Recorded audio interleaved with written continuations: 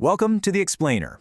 Today we are diving headfirst into the grim, cynical, and yeah, darkly hilarious world of Joe Abercrombie's novel, The Devils. We're going to unpack the characters, the seriously brutal politics, and the whole twisted idea at the heart of this story. All right, let's just jump right in with this one question, because it basically sums up the entire book.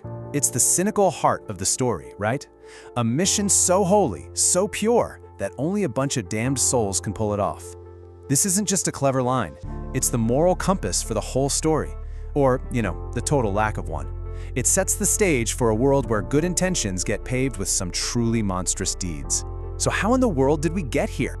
So picture this. A whole continent just teetering on the edge of collapse.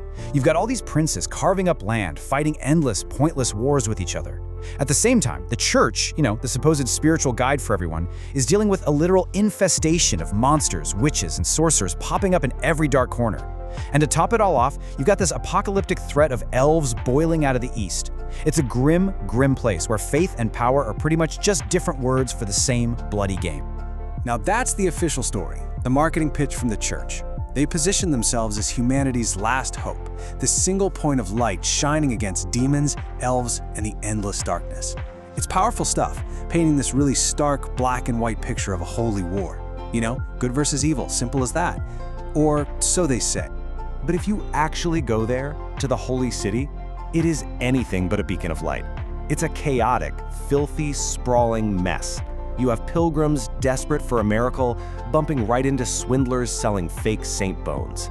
The air is thick with smoke, cheap incense, and rotting fish. The holy and the not so holy are packed in so tight you can't tell them apart. One character even points out that prostitutes outnumber priests 20-1. So yeah, this isn't a holy city. It's a giant anthill of vice and desperation. And into this chaos step our main guys, who could not be more different. On one hand, you have Brother Diaz, a young priest who is basically in a constant state of sweaty-palmed panic. His go-to prayer anytime something goes wrong is to mutter, "God damn it." Then, on the other hand, you have Duke Michael. He's cool, calculating, and understands that big plans come with, let's call them, inconveniences. And believe me, his plan is about as inconvenient as it gets. And their whole grand plan?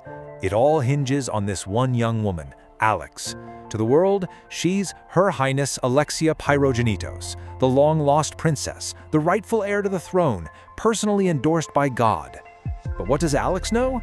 She knows her father dug ditches and sold her to be a thief. She's a survivor from the slums, and now she's being polished up to be the centerpiece of this insanely dangerous scheme. Talk about an extreme makeover, right? So, okay, you've got your fake princess, you gave her a fancy name and a holy mission. Now what? You have to get her 1,000 miles across hostile territory, filled with enemies who would love to see this whole plan go up in flames. For a mission this important, you need a team of the best, right? Skilled, loyal, righteous agents. True heroes. What they get, though, is not that. Not even close. What they get is less a holy fellowship and more a collection of misfits, monsters, and magnificent failures. Their priest, the perpetually panicking Diaz. Their knight, a legendary warrior who's now totally broken and haunted by his past. And to round out the team, we have a grumpy elf who spies on everyone, a super arrogant and ancient vampire, and a berserker with a literal wolf fighting to get out of her. These, ladies and gentlemen, are the devils for the job. Let's just zoom in on one of these devils for a second, so you really get the picture. This is Balthazar. He's a powerful, ancient vampire magician, and he wants absolutely nothing to do with this holy quest. He thinks it's an impossible mission run by a bunch of fools. But, as you can probably guess, the church has its ways of ensuring cooperation, especially from so-called enemies of God. And how exactly do they ensure that cooperation? Well, it's pretty interesting. They magically bind him to the mission with a holy relic. And when he tries to use his own powerful magic to, just shrug it off, the results are immediate and disgusting. We're talking a forceful fountain of vomit. As another character points out, the binding, quote, works better than you'd think. So yeah, he's stuck.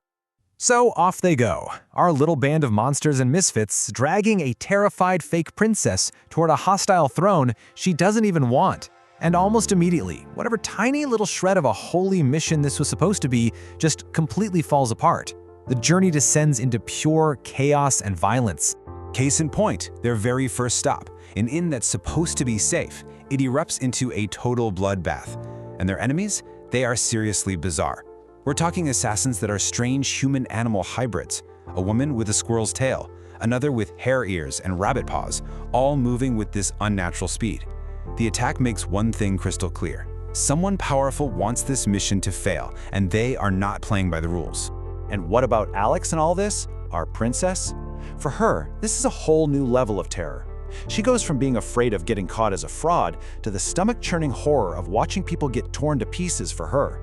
Every single survival instinct she has is screaming at her to run. But where to? This isn't a game. It's a nightmare, and she can't wake up. And it's not just physical dangers they're facing, oh no. They're also up against some seriously insidious magic called glamour.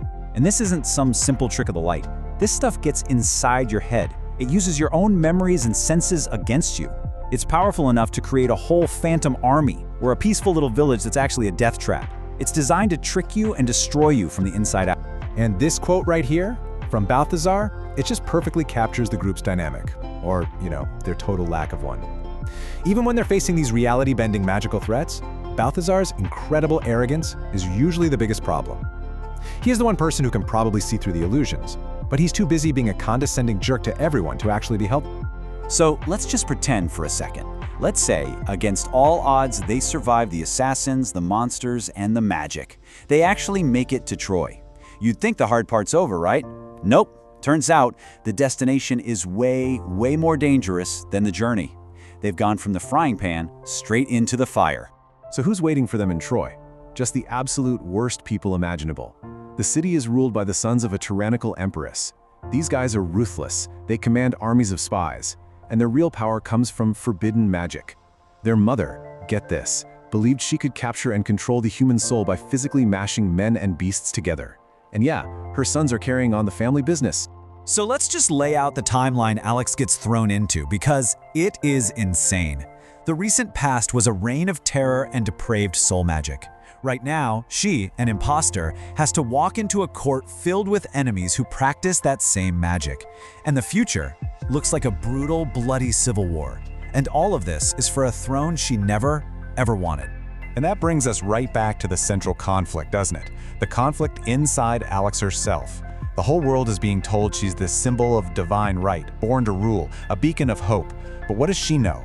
She knows her father sold her. She knows she's a piece of shit thief from the slums who's now pretending to be a queen. So one question is left. What does a thief do when she's faced with an impossible choice? Certain death as a nobody, or a life of constant terror as a pretend empress? Well, she does what she's always done. She adapts. She lies. She fights. She watches and she learns.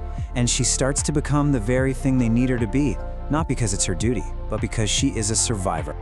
But here's the ultimate irony of the whole story. At one point, Alex lays it all out for a priest.